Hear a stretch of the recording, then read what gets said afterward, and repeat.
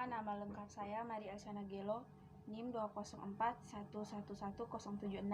Saya dari kelas C Farmasi, tahun ajaran 2020-2021. Baik, di sini saya akan membahas materi tentang titik didih. Yang pertama, pengertian titik didih.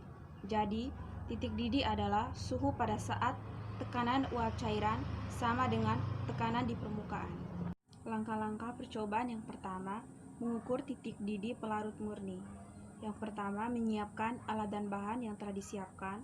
Yang kedua, mengukur volume air menggunakan gelas kimia sebanyak 50 ml.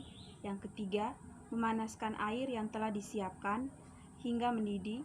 Yang keempat, mengukur suhu akhir atau titik didih larutan yang ditunjukkan dengan skala pada termometer. Percobaan yang kedua yaitu mengukur titik didih larutan NaCl. Yang pertama, menyiapkan alat dan bahan yang telah disiapkan. Yang kedua, mengukur volume air menggunakan gelas kimia sebanyak 50 ml. Yang ketiga, menimbang NaCl sebanyak 1 gram menggunakan timbangan digital. Hasil percobaan menurut analisis 1 dengan menggunakan rumus delta TB sama dengan TB larutan kurang TB pelarut murni, dan delta TB sama dengan KB kali M. Diperoleh hasil delta TB larutan NaCl.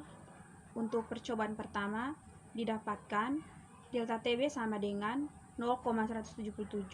Percobaan kedua didapatkan 0,354. Percobaan ketiga 0,533. Kemudian yang keempat, memasukkan NaCl ke dalam gelas kimia yang telah diisi air. Yang kelima, memanaskan larutan NaCl yang telah disiapkan hingga mendidih. Yang keenam, mengukur suhu air atau titik didih larutan yang ditunjukkan skala pada termometer. Yang ketujuh, mencatat suhu akhir yang ditunjukkan termometer. Yang kedelapan, mengulangi langkah kerja sampai yang ketujuh namun dengan massa yang berbeda yaitu 2 gram dan 3 gram.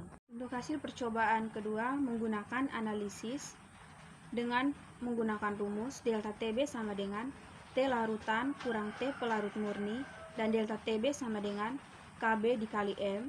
Diperoleh hasil delta TB larutan C6H12O6 yaitu percobaan pertama didapatkan delta TB dengan nilai 0,0297, yang kedua didapatkan dengan nilai 0,0595, yang ketiga nilai didapatkan 0,0892.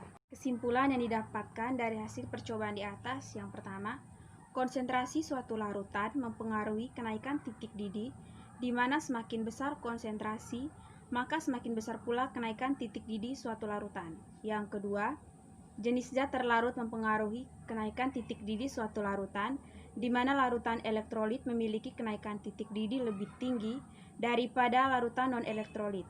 Dalam hal ini, larutan NaCl sebagai larutan elektrolit dan larutan C6H12O6 sebagai larutan non-elektrolit.